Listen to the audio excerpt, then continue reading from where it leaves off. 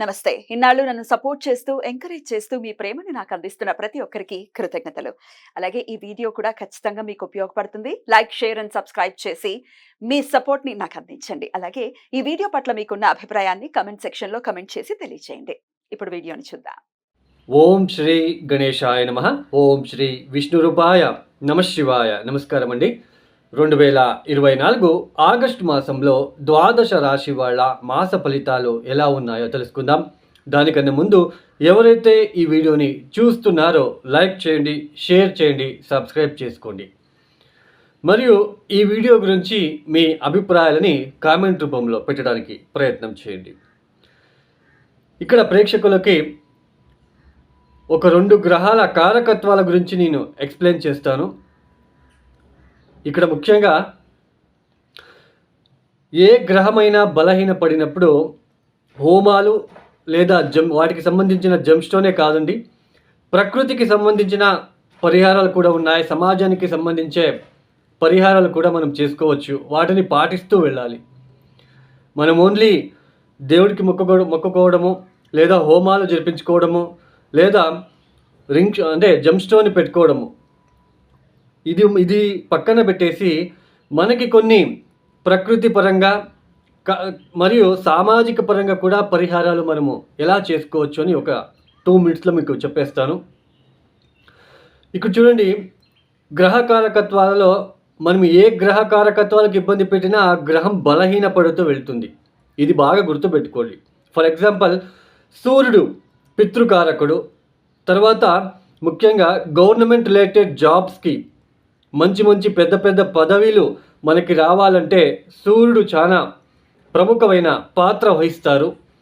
తర్వాత దేవతా కార్యాలకి ఇబ్బంది పెట్టినట్లు కనుక అయితే, తండ్రి సమానాల వ్యక్తులకి అవమానించినట్లు కనుక అయితే సూర్యుడు బలహీనపడుతూ వెళ్తాడు.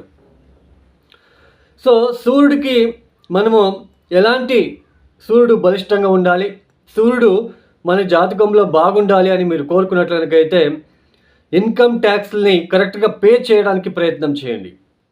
ఇది మీరు బాగా గుర్తుపెట్టుకోండి. ఇన్కమ్ ట్యాక్స్లని బాగా అప్పటికప్పుడే మీరు పే చేసుకుంటూ వెళ్ళండి. గవర్నమెంట్కి మోసాలు చేయవద్దు. తర్వాత పితృకార్యాలను సరిగ్గా జరుపుకోవడానికి ప్రయత్నాలు చేసుకోండి. తర్వాత పితృ సమానులకి మీరు దయచేసి వాళ్ళకి రెస్పెక్ట్ ఇవ్వండి. తర్వాత ముఖ్యంగా గవర్నమెంట్ రిలేటెడ్ ప్రాపర్టీస్ని మన ప్రాపర్టీస్ లాగా చూసుకోవడం ద్వారా కూడా సూర్యుడు మనకి ఫేవరబుల్గా మనకి పాత్ర వహిస్తాడు అని చెప్పుకోవచ్చు. ఇకపోతే బుధ గ్రహ కారకత్వాలు ఏంటి? మేనమావయ్య మనకి బుద్ధి కారకుడు అవుతాడు. తర్వాత ఇక్కడ ముఖ్యంగా మ్యాథమెటిక్స్కి చాలా ఇంపార్టెంట్ అయిన గ్రహము. తర్వాత తెలివితేటలకి చాలా ఇంపార్టెంట్ అయిన గ్రహము. గ్రీన్ కలర్కి ఆయన ప్రముఖమైన పాత్ర వహిస్తారండి. తర్వాత ముఖ్యంగా జ్యోతిష్యులకి, చార్టెడ్ అకౌంట్కి ఈ యొక్క బుధుడు చాలా ముఖ్యమైన పాత్ర వహిస్తారు. ఇక్కడ ముఖ్యంగా బుధుడు, మనము చిన్నపిల్లలు పుట్టినప్పుడు మాటలు సరిగ్గా రాకపోతే బుధుడి ఒక లోపం అనేది ఖచ్చితంగా ఉంటుంది జాతకంలో. ఇక్కడ బుధుడికి మనము ప్రకృతి పరంగా ఎలాంటి పరిహారాలు చేసుకోవచ్చు అంటే, బుధుడు ఎందుకు బలహీనపడతాడు? చార్టెడ్ అకౌంట్గా ఉండి ఎక్కువ డబ్బుల కోసము అక్కడ మోసాలు చేయడం ద్వారా, జ్యోతిష్యులు అబద్ధాలు చెప్పి వచ్చిన క్లయింట్లతో ఎక్కువ డబ్బులు తీసుకోవడము లేదా లేనిపోని చెప్పి భయపెట్టడం లాంటివి చేసినట్లు కనుకైతే, మేనమావయ్యకి ఇబ్బందులు పెట్టినట్లు కనుకైతే, మేనమావయ్యకి మోసాలు చేసినట్లు కనుకైతే, తృతీయ లింగులని అవమానించినట్లు కనుకైతే బుధుడు బలహీనపడతాడు. సో బుధుడు మన జాతకంలో బాగుండాలి, ఇబ్బంది రాకుండా బుధుడిని ఎలా మనము ఫేవరబుల్గా చేసుకోవచ్చు అంటే, మొక్కలని నాటండి, చెట్లని నాటండి. ఎన్ని చెట్లు మీరు నాటి పోషిస్తారో అంత మీకు బుధుడి యొక్క నెగిటివ్ తగ్గిపోతూ ఉంటుంది. తృతీయ లింగులని అవమానించకుండా మీకు తగిన సహాయం చేయకపోయినా పర్లేదు, వాళ్ళని అవమానించకండి, చిన్న చూపు చూడకండి. అప్పుడు మీకు బుధుడు చాలా బలిష్టంగా మీకు అవుతాడు. తర్వాత ముఖ్యంగా జ్యోతిషులు కూడా ఒకరికి సహాయమని, అంటే వాళ్ళ ఏదో కష్టమని వచ్చినప్పుడు వాళ్ళకి తగిన కరెక్ట్ రెమెడీస్ చేసుకునేలాగా మీరు వాళ్ళకి నచ్చ చెప్పి వాళ్ళని పంపించే ప్రయత్నాలు చేసుకోండి. చంద్రుడు మన జాతకంలో బలహీనంగా ఎందుకు అవుతాడు? వేరే వాళ్ళ కుటుంబాల మధ్య తగాదాలు పెట్టినట్లు కనుకైతే, తల్లికి సంబంధించిన విషయంలో మనకి నెగిటివ్గా నడుచుకున్నట్లు కనుకైతే ఖచ్చితంగా చంద్రుడు బలహీనపడతాడు. సో చంద్రుడికి ఎలాంటి ప్రకృతిపరమైన రెమెడీస్ చేసుకోవచ్చు? నీళ్ళని సేవ్ చేయండి.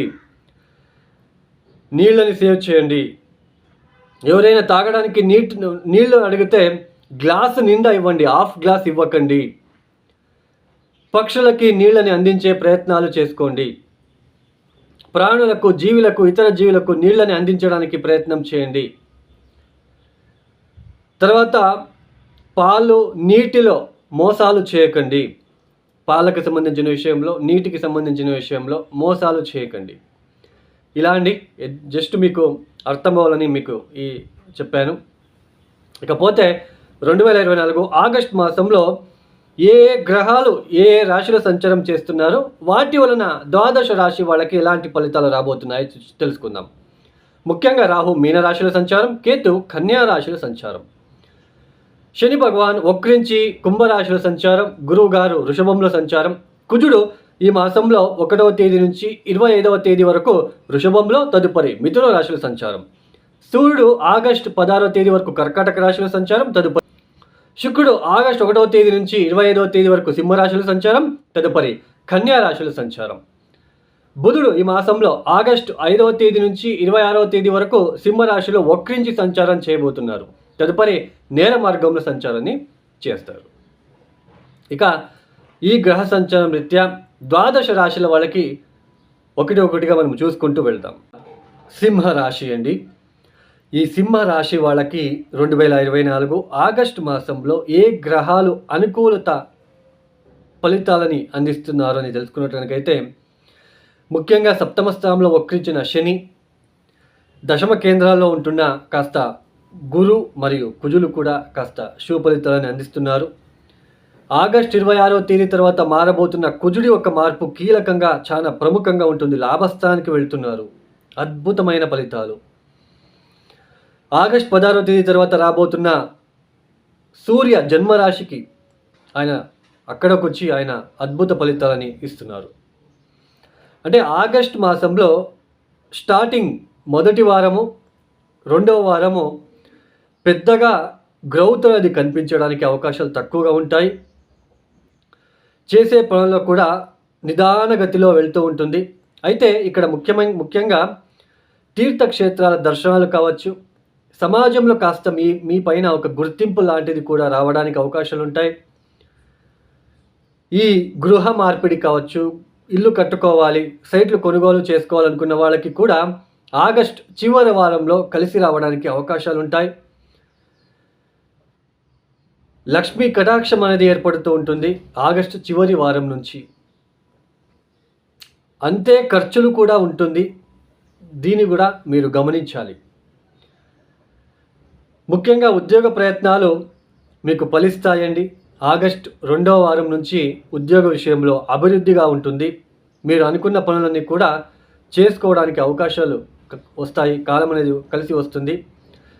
అయితే స్లోగా వెళ్తుండండి, సడన్గా గ్రోత్ అనేది ఉండదు.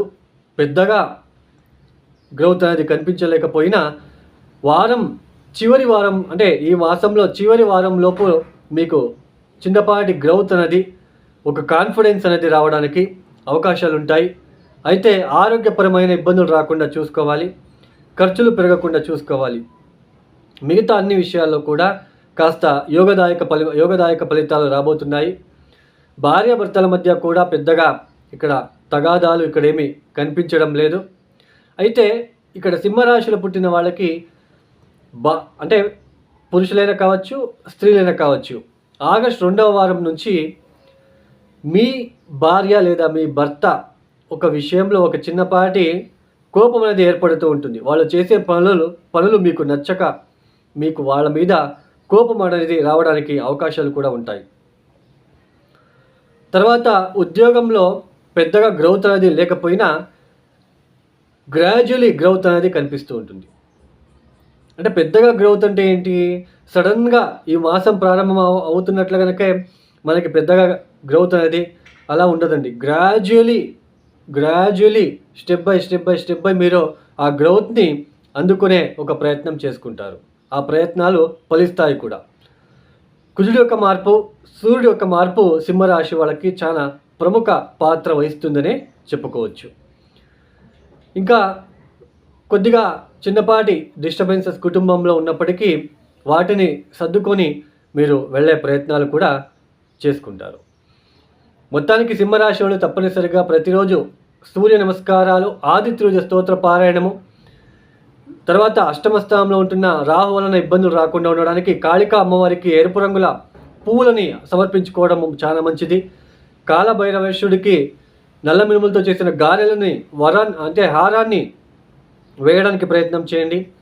గణపతి స్తోత్ర పారాయణం, ఓం గం గణపతయే నమః, ఓం గం గణపతయే నమః ప్రతిరోజు 108 సార్లు 1108 సార్లు చదువుకుంటే చాలా మంచిది. అప్పుడప్పుడు కాస్త ఈశ్వరుడికి పసుపు నీళ్ళతో అభిషేకము, తర్వాత సిద్ధమంగళ స్తోత్రం పారాయణము. ఈ ఒక వీడియో మీకు నచ్చితే లైక్ చేయండి, షేర్ చేయండి, సబ్స్క్రైబ్ చేసుకోండి. సర్వే జనో సుఖినో భవంతు. ధన్యవాదములు.